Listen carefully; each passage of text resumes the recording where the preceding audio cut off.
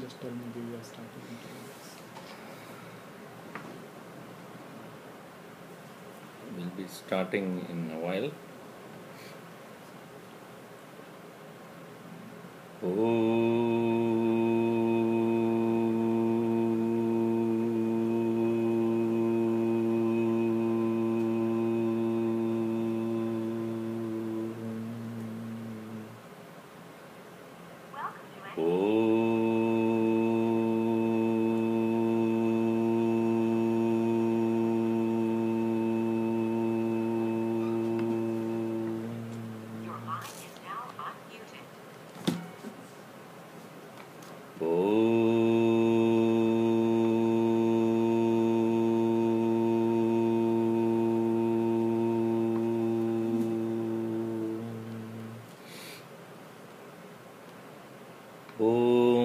सहनावतु सहनौ भुनक्तु सह वीर्यं करवावहै तेजस्विनावधीतमस्तु मा विद्विषावहै ॐ शान्ति शान्ति शान्तिः हरिः ॐ श्रीगुरुभ्यो नमः हरिः ॐ. Welcome to this third session of this Break the Bondage. The first session was an introduction to the topic, that is, what is bondage? We saw that. And session 2, that was last month, we saw the verses from Bhajagovindam. And we'll continue on that. And before that, we need to also recognize that this text which we are studying was written at least 1200 years back. 1200 years back. Just imagine that. That means what? The thought process, the mindset, the culture, the society is so different than what we have today. Today we have the technology to reach anybody and everybody, anytime we want. And we can communicate what we want to communicate so fast. Our scientific development has taken place so much. Our understanding about the world has become so much.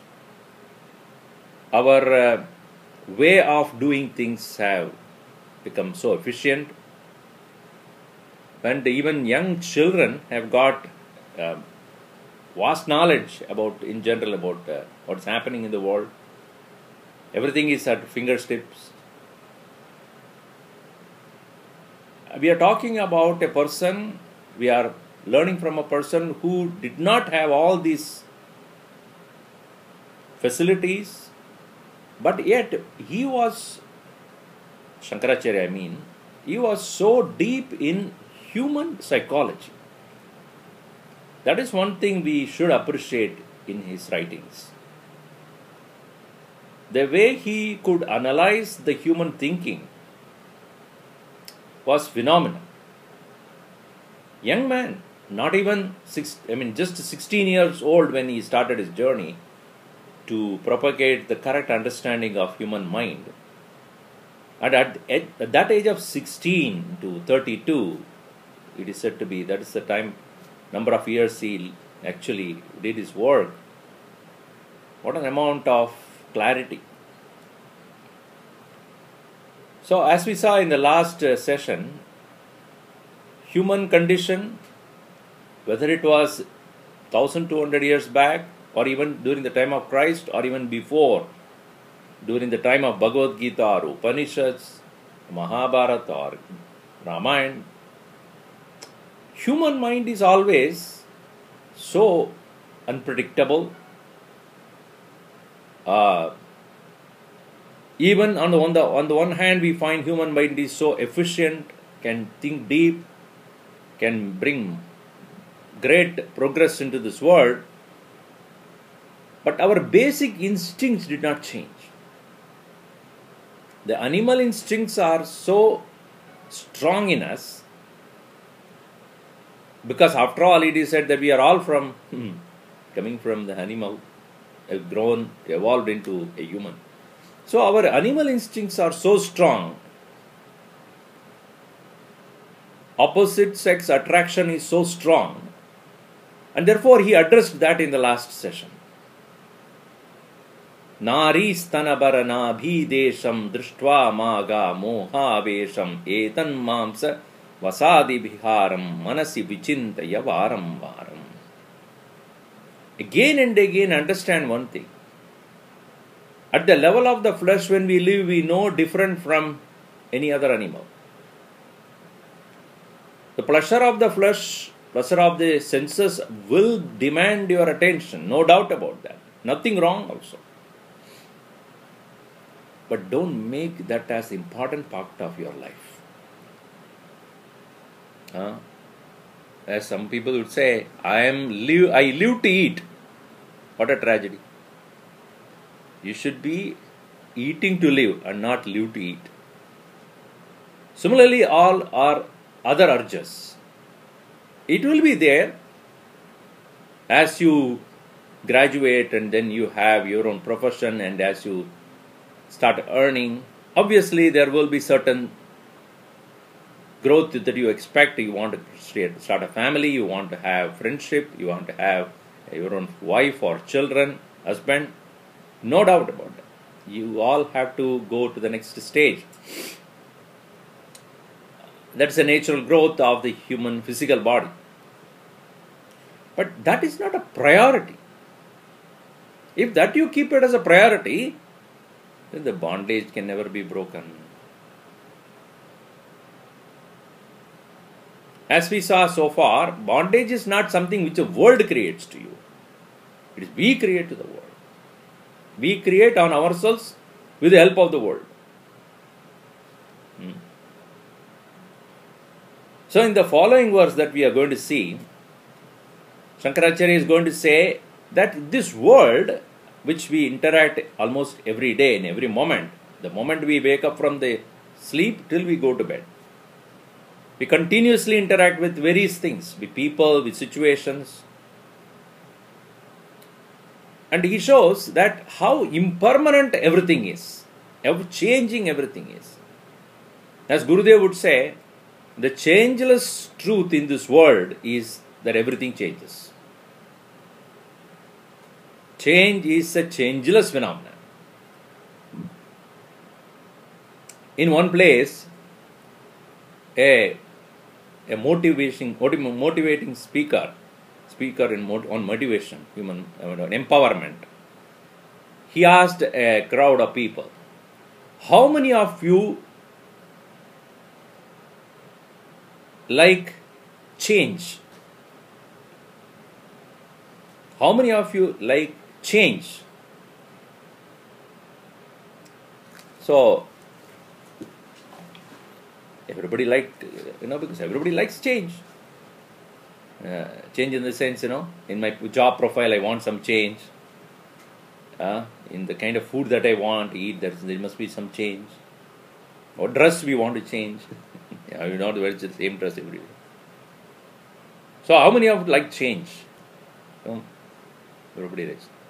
Second question, how many of you would like to change?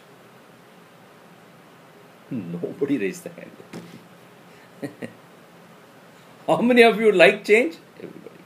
How many of you would like to change? Like to change yourself? No. So change in the external world takes place. And see, our idea is what? I must have the same kind of youthful body. I must have the same kind of energy that I have even today. I should have for years together. I must have the same kind of very close friends. I must have the same kind of environment which I would like to live. Similar one, if not the same. But unfortunately, everything is subject to change. And when change happens, when we are comfortable with one condition, when the change happens, we become miserable. If my body is healthy, and I'm able to do things. And when it changes, when it becomes a little unhealthy, then I am miserable. Similarly, my friend, so long as he listens to me, he goes with me, he gives good company, he talks to me, that's fine. When he changes to get into somebody else and he is busy with somebody else or he moves away, then we're unhappy. My girlfriend, if she's talking to me well and she's doing what I like, so and then she changes, and then that's unhappiness. So in this world, change is unavoidable. To expect changelessness in the changing world is the misery. That is why in this verse, Shankaracharya says, like that of a water drop on a lotus leaf, is how uncertain it is. Have you ever seen a water drop on a lotus leaf? It doesn't stick to that leaf at all. It just dances on the top of it. Because there is a oily substance on the leaf which does not allow the drop of water to get soaked in. So therefore, the water drop just stands on it without getting soaked into that leaf. In the same way, human life is so uncertain. Tomorrow is not going to be the same as today.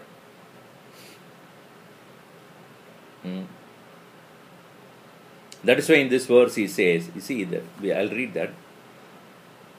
I'll tell you one thing. This is the first rap song ever written. Shankaracharya was the first rap writer. See the way he writes. Because see, in the water drop on the lotus leaf, how this is dancing. When there is a little breeze, the leaf moves. Along with the leaf, the water also dances. And keeping that imagination in his mind, how the drop of water, any time it will fall out of the leaf. So how uncertain, he's just at the edge of it. So that's how he writes, you see.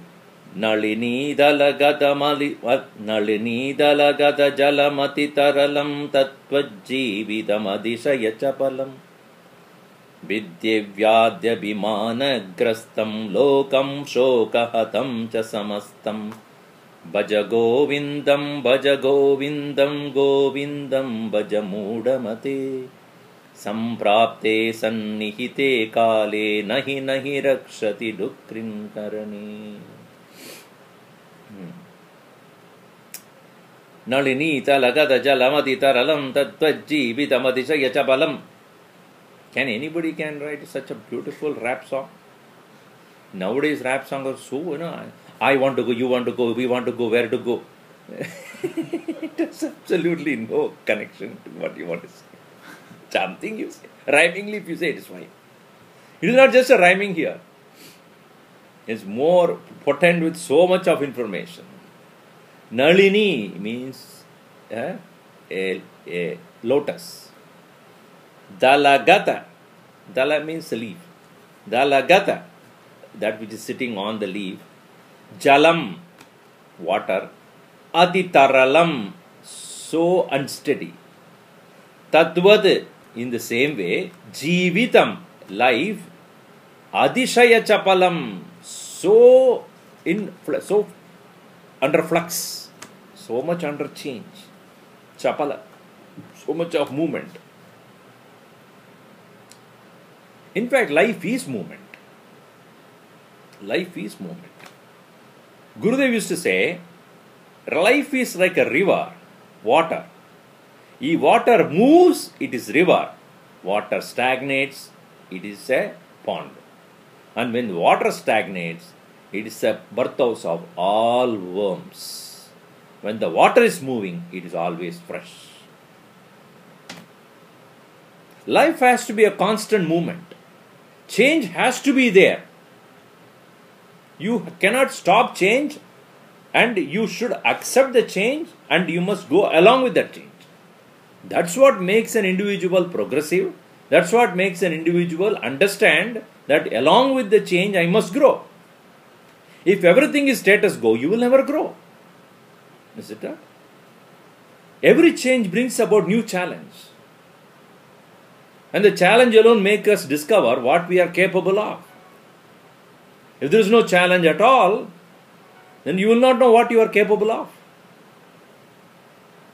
So, we should not sit and cry about what's going on, how everything is changing. Take that change to your stride and make sure that you grow up to it. I recently heard a motivational speaker speaking, and he said, once a very great thinker, he went to a school, long time back, very ancient days. He went to the school, children were, seriously studying some subject there. So he said, I have a question to ask. So all of them are curious, what is he going to ask now? And he asked this very simple question. What is the height of a lotus? What is the height of a lotus? So, the young boys, when they don't want to answer, what they do is they look at each other. You better answer it. Other fellow says, you better answer it. So, they were looking at each other. So, the teacher asked again, come on, tell me, what is the height of a lotus? So, and the third boy looked at the teacher himself. You tell if you know. Now the teacher again challenged, come on, tell me, what is the height of a lotus? So one boy said, okay, 2.5 feet. So the teacher said, 2.5 feet? How do you know? It can be 3.5 feet. So the boy said, if you know the answer, why are you asking me this question? I just want to know whether you know it or not. So what is the height of the lotus? Is it 2.5 feet or 3.5 feet? So the boy said, we don't know. Maybe 2.5, maybe 3.5.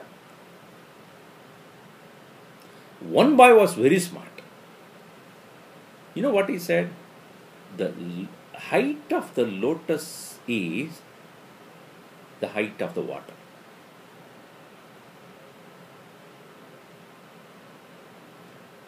Height of the lotus leaf is the height of the water. Lotus never sinks. Because as I said, the very same reason. It has the leaf of the lotus is some of oily substance. It doesn't allow the lotus ever to sink. Meaning what? It always rises above the water. It floats. So what is the height of the lotus? The height of the lotus is height of the water. So the teacher was quite thrilled by the answer of this boy. I have another question for you. Usually it is the nature of the teacher, if a person is smartly answering, he will ask this another question to the same fellow. Because until he proves him wrong, he will not stop it. So, he asked, okay, you have answered very smartly. Another question. What is your height in your life? What's the question? What is your height in your life? The boy couldn't even understand the question. What do you mean? You first asked the height of the lotus. Now you are asking me my height. And my height is maybe some 5 feet to 2 inches or what. No, I am not asking your physical. What is your height in life? So that boy was quite perplexed. I don't know. I don't even understand the question clearly.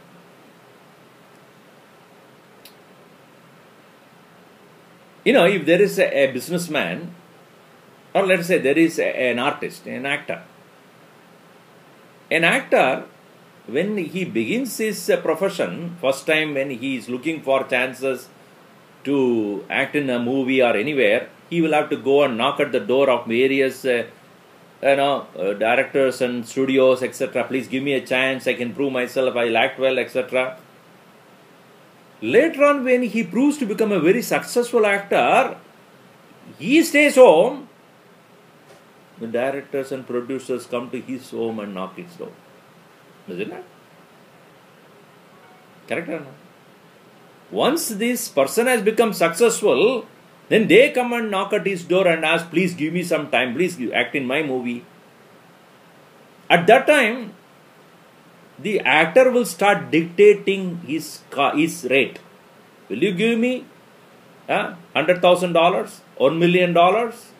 Then I will come and act in your movie. Now you see, earlier he was knocking at the doors of all the studios where he cannot talk about his rate. Whatever you give, it is fine, I want to act. But when he has become a successful person, he can dictate how much he wants to earn from you. So when you start dictating to the world, you have grown up. When the world is dictating to you, you are yet to grow.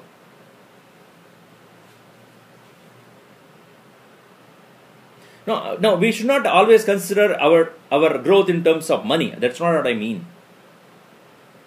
We should not calculate our growth in terms of money. What I mean is, when you start proving to yourself, when the world is depending on you, you have grown.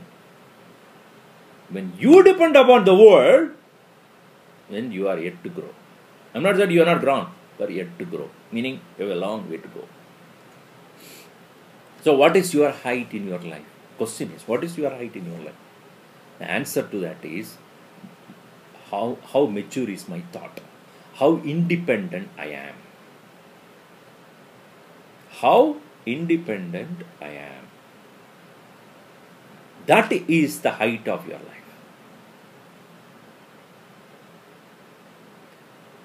So in your profession, in your life, in your interaction, in your relationship with the world, how independently you are able to prove yourself. No doubt in the beginning stages you may have to have the help, have to get the help from everybody else available to prove yourself, to grow. But you must come to a point of your life where you are independent. You start extending help to others. That is the real growth. Until then, you realize that if you look at the world of the living, it is so uncertain. Today you are there, tomorrow you are not there. That is why here Shankaracharya says, just like the water drop on a lotus leaf, so uncertain, and it becomes more painful when you become dependent on everybody else around you. Nalini dalagada jalamati taralam tattvajjeevitam adishaya chapalam. And also understand, Vidhi, Vyadi abhimana grastam. Your life is filled with Vyadi, disease, sickness, abhimana, pride, ego, arrogance. When you have pride, arrogance, ego and all other various other sicknesses and diseases, Vidhi Vyadi abhimana grastam, then lokam shokahatam. The world is then full of sorrow. Why sorrow? Because things are not happening the way you want. And you are depending upon people who does not want to help you, who do not want to help you. And you are not able to independently do anything. You see, the small children, they keep crying. Why? Because they need somebody else to take care of their things. When a small child, a few months old, few days old, all the time, why? Which cannot do a thing. Why? For getting up, I need somebody. For cleaning up my somebody, for eating food, I need somebody. To walk, to go somewhere, I want to change my clothes, that I need somebody. And the more dependent you are, more miserable you become. So, your growth, your maturity in thinking, that is your height. Vidyavyadhyabhimana grastam lokam shoka hatam cha samastam. See, the world will be what it is. How many people have come and gone? How many things have come and gone? The world has not changed that much. Meaning, world and its ways are always the same. What makes the change, therefore, is the individual who bring about new thought, new ideas. I read a poetry somewhere, a very interesting thing. A mountain and a wave, a huge rocky hill and a wave, they had a conversation. The rocky hill told the wave, I am strong, don't fight with me. Because waves are constantly hitting on the rocky mountain, rocky hill. So the rocky hill said, I am strong, don't fight with me. You know the answer that wave gave? I am weak, I'll keep fighting. I am weak, I'll keep fighting. You see, after many years, of millions of years later, the rocky mountain start becoming more and more smoother and smoother. Why? This fellow keeps on eating. Every day, 1,000 times, 100,000 times, keeps on hitting, and over a period of time, rocky mountains have become very smooth. Why? This fellow never stops. Never stop challenging the world. Don't think that one is weak. What is most important is how strong you are, how weak you are. What is important is how consistently you do the things. It is the consistency of the waves. The rocky mountain has to give a way for it. The waves hit, the mountains have to give a way.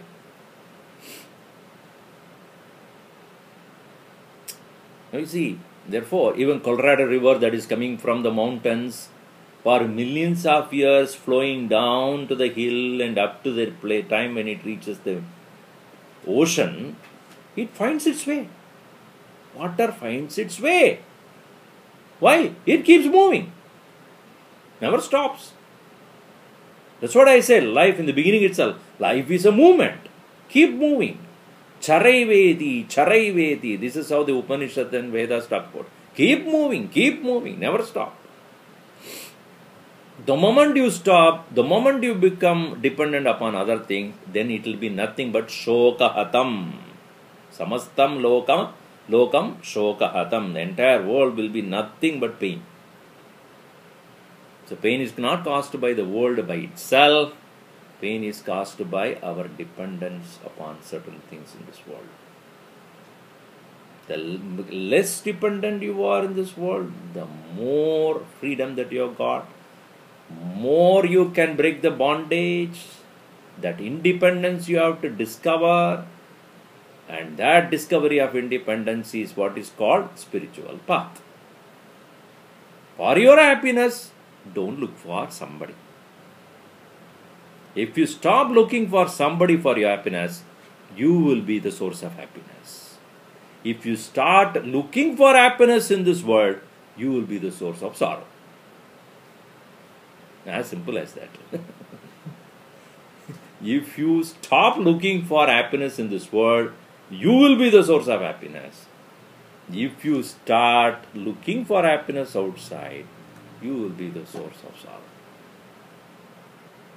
So here in this verse, Shankaracharya says, life is so uncertain. Nalini dalagada jalamati taralam tadvat. In the same way, jivitam, life, alpam, chapalam, atishaya chapalam, greatly flux, continues under flux. Therefore, you come to know this world is vyadi abhimana grastam, full of disease and sickness and old age and whatnot. Buddha also looked at all those things. He never became miserable. He understood there is poverty, there is pain, there is death, there is old age. But then he said, I have a solution. What is the solution? He said, sorrows are unavoidable in life, suffering is optional. Sorrows are unavoidable because it will be sometime old age, sometime sickness, sometime poverty, sometime death. Sorrows are unavoidable. But whether you want to suffer or not, that is your choice.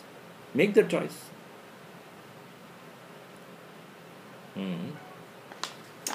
So that is the one which we need to recognize. Yeah. So otherwise, we can become very negative in this world. And as soon as you open the TV or anything, a newspaper, everything negative about the world is what is given. Where is joy then? Good. So, it is not a dark picture Shankaracharya gives about the world, but he shows this is the fact of life. Let us understand the fact of life, and we should know how to face these facts. Facing the fact is more important than running away from the facts of life. Any questions anybody has in this context? Please type it. Those who are in the any meeting session, you can type if you have questions. Otherwise, we will go to the next session, next verse, which gives another different stroke about life. Anybody has questions? I don't see it.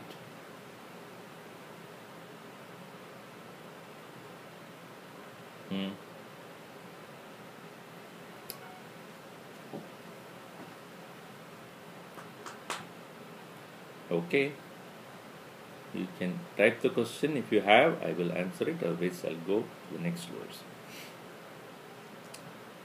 Now, in the next verse, Shankaracharya brings another dimension of life. We all are growing. Every one of us. Every moment.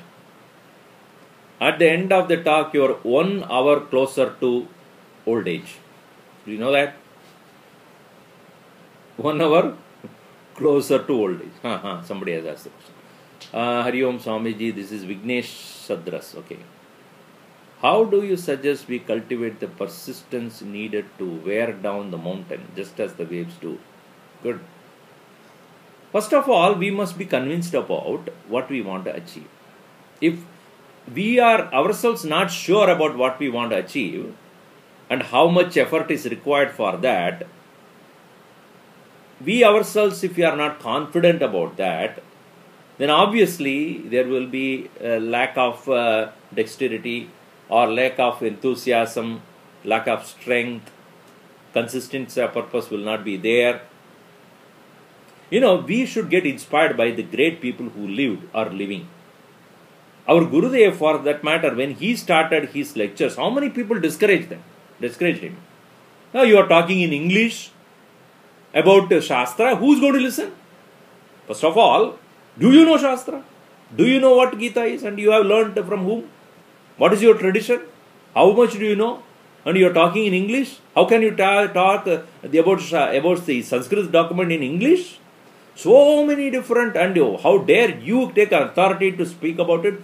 Who gave you right? All sort of things. But he never said, as much as I know, I want to share. That's all my mission is about. I don't say I'm an expert, but as much as I know, that I know is right. And whatever I know is right, I'm going to share. Many of you do not know, when he first started his lectures, like the picture above, you see that, how young he was. At that time, he had nobody to go to because he knows no one.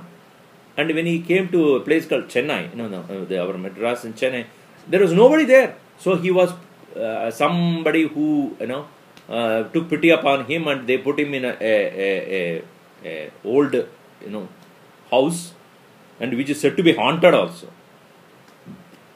And he used to make a joke, Some people asked during that time, when he used to give lecture in the same hall only, same room only. It was a big hall, and what he will do is during the day, he will put a cloth over his head and take a small bicycle and go around announcing people, today evening Swami Chinmayananda is going to give a lecture on Gita himself. And he will come in the evening and sit down and give lecture. hardly 2-3 people would be there. But he consistently went on and on and on for days together. When he finished 3 months of talk, there were 200 people in front of him. Word spread. There was no Twitter there, there was no Facebook there, there was no computer there, there was no email there at those times. How did the word spread? Because people say, hey, there is a person who is talking about this. And, and people asked him questions, Swamiji, we were told there are some ghostly things are living here. In the night, they don't disturb you. He said, no, not at all. They did come to me. I asked them for some donation. They never came back.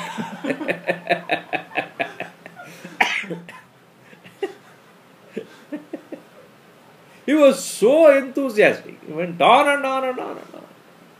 So consistency, you must be very convinced about what you are doing. That is very important. Okay, next person who asked this question, Swarna Sunkara from Dallas. Hariam Swamiji, in old age, when physical deterioration starts to occur and we become physically dependent, how do we maintain mental independence? How do we access our height in life at that stage? Yeah, that is the next verse. We will see that. Next verse is going to talk about that. Yes, we all will grow old. We all grow old. And when you see people who are old, and then you realize that we all are going to come to the same condition at some point of time or the other. Okay, so I will come to that a little later. So, the question number 1, Vignesh asked, that consistency of the purpose, conviction about the purpose, enthusiasm to achieve some height in what we do, progressively working every day, this nobody else can give you. Nobody else can give you. Nobody else. Another interesting anecdote, somebody told me about this. This man was sitting at home and he had 2 levels. His personal office is in the second level, and his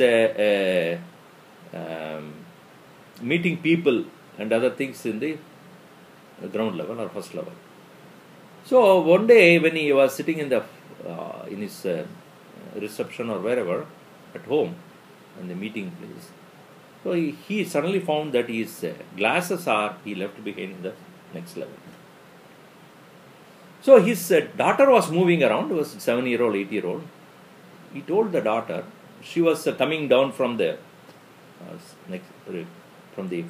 second level.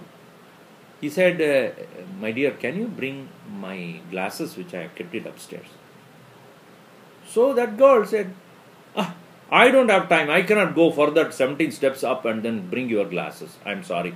And she just walked out.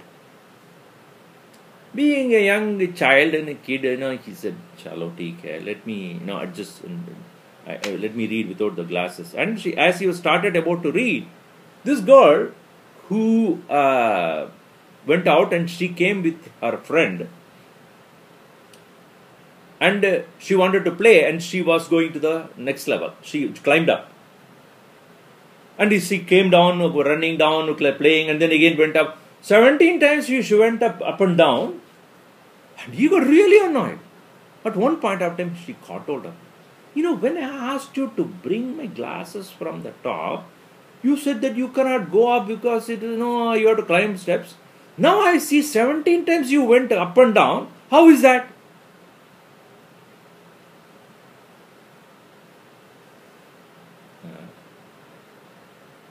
So that girl said, when I went 17 times, went up and down with my friends, that is a play. That's a sport. What you asked me to do was a work. What I was doing was a play. What you asked me to do was work. See, this is very interesting thing. When we take our work as a play, no tiredness will be there. What is a play after all? You challenge yourself, isn't it? Or somebody challenges you. Can you do it? Any game is a challenge, right? Prove yourself. In a work, you should start proving to yourself. Then you will have no tiredness.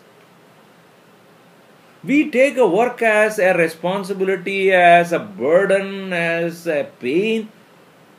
Then even within a day you will get exhausted. Within few hours you will get exhausted. And that's what Gurudev used to say. Work is like a joy. When you start doing that, no tiredness, anytime. That's an important lesson to learn. So, where is the enthusiasm coming from? Who gives you enthusiasm? Yourself. How? Change your attitude towards the work. Don't consider it as a work, as a burden. It's a challenge, it's a game. You play, prove yourself. You do better than today. Tomorrow must be better than today. And day after should be better than tomorrow. If that way when we start our work, where is the question of anybody else need to tell us what to do?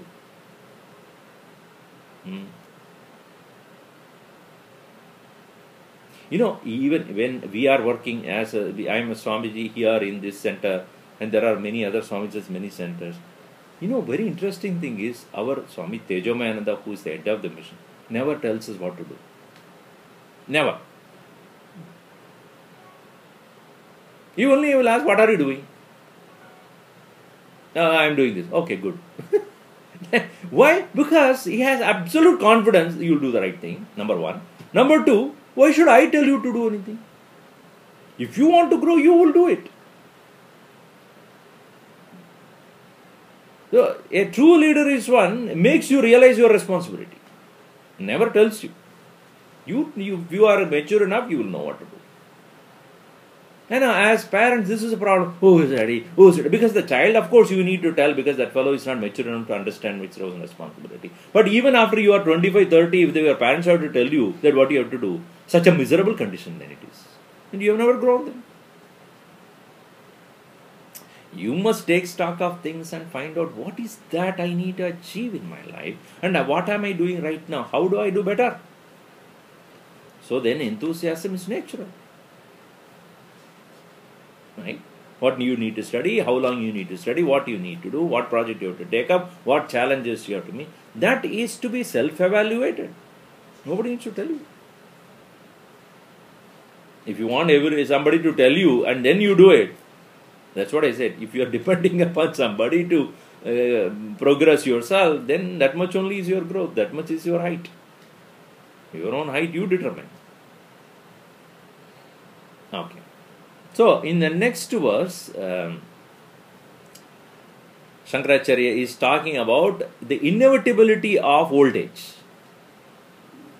And what happens at that time, we must know now itself, so that we can prepare ourselves. Right? See, like if you are going to write an exam, would you not like to know what are they going to ask that in that question, in that exam? Let us say you have tomorrow some test. Would you not like to know what likely to be the question that are going to be asked? Would you like to know or not? In the same way, what is old age? And what are the challenges that we will meet when we meet on old age? Now you see, in the next verse he says, Yavat vitto parjana saktah tavan nija parivaro raktah paschat jivati jarjara dehe vartam kopi na pruchati gehe bhaja govindam govindam bhaja mudhamate samprapte sannihite kale nahi rakshati dukrin karane. Now you see, yavat, as long as, vitta, wealth, uparjana, to make, saktaha, capable, tavat, thus long, nija parivaraha, your own family members, raktaha, attached to you. As long as you are an earning member, your family members get connected to you, attached to you. Paschat, later, Jivati lives. Jarjara dehe with old body. Jarjara old. Deha body. Jarjara dehe living in an old body. Vartam, even a word of how are you doing? Kopina pruchchati gehe. Nobody asks at home. Whether you are alive or dead, whether you are sitting or not there, or you are eaten, you have finished your eating or not eating, whether you have slept or not slept, where you are, nobody knows. All of us will reach that point. Swamiji, I don't want to get old. You know, one billboard very beautifully said, don't want to get old? Drink and drive. Easiest way to get rid of old age is don't live up to that. That's not what I am suggesting, or that's not what Shankaracharya is suggesting. Don't get old. Die before itself. That is not the message. Don't read a wrong message here. You know, logic is a very peculiar thing. You know, you must be very clear about what you are trying to say. One person said, I don't know whether I told you this before. One person said, in addressing an audience, he said, you know, the statistics show that in this world, 30% of the accidents takes place because of drinking and driving. 30% of the accidents in this world is taking place because of drinking and driving. So, my dear friends, what is the message that you are getting out of this? One person got up and said, if you drink and drive, there is a 30% chance of dying. When you don't drink and drive, you have 70% of chance of getting into accident. Therefore, drink and drive. You only have 30% chances of dying. If you don't drink and drive, you have 70% of chances of dying and drive. Is that a logic? You must clearly understand what is that message that is coming through. When you get old, when you do not have any more capacity to earn wealth, nobody knows whether you are dead or alive. Nobody cares. So long as you are capable of earning the bread for the family, then everybody is attached. This we see everywhere. You know, so therefore Swami Vivekananda beautifully made a statement. Before the world kicks you, you kick the world. Kick the world does not mean get out of the world. What we mean is, before the world rejects you, you do the tyaga of the world. You renounce the world. Now your question that is raised here, in the old age, when physical deterioration starts to occur and we become physically dependent, how do we maintain mental independence? How do we access our height in life at that age? My dear, don't wait till then. Achieve your height much before that. And don't wait till at that point. Now, so we have to start working now itself. Now, you see, I have seen people who have reached a certain height of their life, even when they were young or middle-aged, etc. Their old age is not as miserable as others who have not done nothing in their life. I have seen close quarters Gurudev, you know. Even as he was 70 years old, 72 years old, 75 years old, he was so enthusiastic, so active, so moving about. People looking forward to meet him, talk to him, listen to him, be with him. Why? He has done his work quite a bit during the time when he was young, is it not? In the young age, when you are lazy and doing nothing and then trying to push time, and when you get old, obviously you cannot do anything at that time. Before we reach that stage, we would have proved ourselves to the world. You know, interesting thing is, I told you, when I met Gurudev, he was 70.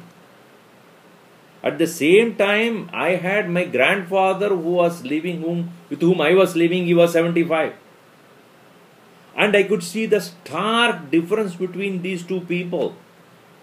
On the one hand, my own grandfather, who was just getting up slowly at around 9 o'clock, 10 o'clock in the morning, and yawning and tiring and getting up and then slowly brushing his teeth and then taking with a lot of strain a shower and sitting there in one corner reading a newspaper, drinking a coffee, and then go, and then look around and walk a little bit, and then come back, eat food, sleep, and get up again in the morning. In the evening, and have a coffee, and then go for a little walk, come back, and then eat and sleep. Where at the same time, Gurudev, no time available for him. Morning 4 o'clock, 4:30, he will get up and start his work, writing letters to people. During those times, emails were not there, not much of phone conversation. I have seen in him close quarters. I have lived with him for a few weeks continuously. 4 o'clock, he's up. When he was 70, 75. 4 o'clock, he will get up. And as soon as he would take shower and meditation, he will sit down to write letters to people. Write himself, physically he will write letters for the next 1.5 hours, 6 o'clock. He will come down, have tea or something, go for a morning lecture, 6:30 to 8. And then finishing that, where people will be waiting, and then he will have breakfast with all of them, laughing and talking and giving satsang. Go back to his room, and then dictate letters to his own assistant to write more letters, come back and have lunch with every one of us. Next 2 hours, he'll keep talking to people and giving them advice and this and that, and again go and take rest for an hour or two. Again start writing letters and get prepared for the evening talk, go there. Continuously working and joyfully, enthusiastically, cheerfully, blissfully. That is what made me think, do I want to live like this or do I want to live like that? What is my choice? And for which Gurudev has done enough groundwork when he was young. It is not suddenly after when he got old he started doing like this. That preparation started when he was 40, in his 50. He started giving lectures when he was 30, 36, 34 or so. Yes. When he was in 34, 35, he started giving lectures. And 30 to 40 years of work. Not 1 day, 2 days. So, old age comes to everyone. Nobody can avoid that. But how you are prepared for that? Don't wait till then. Let your life be an inspiration to yourself. Start working day and night with an enthusiasm to achieve the best out. You take your own, according to your own standard. Create a challenge to yourself. Keep working. And let us see how you can suffer the old age. You will not. Because that momentum is so much, there is no time to sit and even think that you are old. God forbid nothing else happens at that time. So, this is a stark, naked truth of life. What? Pascha jivadi jarjara dehe vartam kopina prichadi kege. Nobody asks who are you, whether you are alive or dead. Why do you need to bother about whether somebody is asking you or not? Keep doing whatever you can. And most important thing is, reduce your dependence on the world as much as possible. Expect less from the world. Then your dependence also up to that extent is less. Reduce your wants. The world cannot dictate anything to you. Increase your wants. World will dictate you all the time. Expect nothing from anybody. Nothing. I want nothing from anybody. Give. This is suddenly stopped. Because it's going on, restart and all these things. Your computer has issues. Anyway. What happened? I will take care of this. Because he kept on asking, should we update, restart, and so on. Why do you do that? Last time also it happened. Right? I know, it keeps coming there. And I didn't look out it because I was busy talking. So, if you are watching in Ustream, you can also chat. If you like to put that, there's a small corner, there is a small icon is there. You can, if you want to ask any question, please do that. Obviously, we are almost come to an end of this session. All right. So I hope the message is loud and clear here in these two verses. First one said that life is a movement, life is a constant movement, and life is also, very uncertain. Therefore, one must work for one's own maturity, rise above, constantly work and move above the, like just of the lotus flower always floats above this water. Similarly, we must be above the worldly things so that we can do our best, challenge ourselves to move ahead. Old age is unavoidable. Everyone has have to go through that. And before we reach that stage, all of you are so young. So before you reach a stage of 65 or 70 where the body will become, more of a burden than of a asset, more of a liability than an asset. So before that stage comes, do the best and make your height very high. Your dependence less, your wants are less, but your contribution is more. When you keep working in that direction, obviously, take care of this.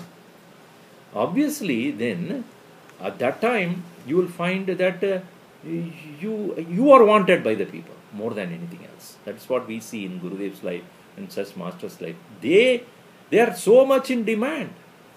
Their demand is very less. When you have a less demand from the world, the world will demand you more and more. When your wants and demand is more, less people will be around you to demand you. So, let us not wait for the old age and then suffer it. Let us prepare ourselves to such an extent that we live enthusiastically the number of years that is given to us. Contribute to the best to the world and quit the world with a smile. Don't quit the world with unhappiness and cry. Quit the world with a great smile. Alright?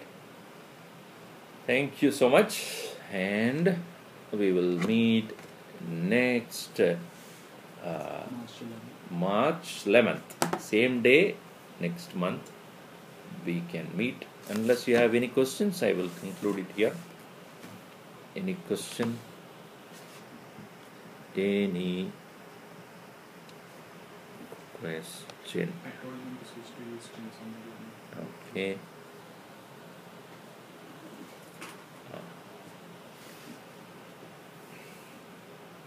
Quickly, if you have any question, please ask. If you don't have any question, that's fine. Sorry if you have written question in any meeting, I might not have noticed it because that got shut off suddenly. So,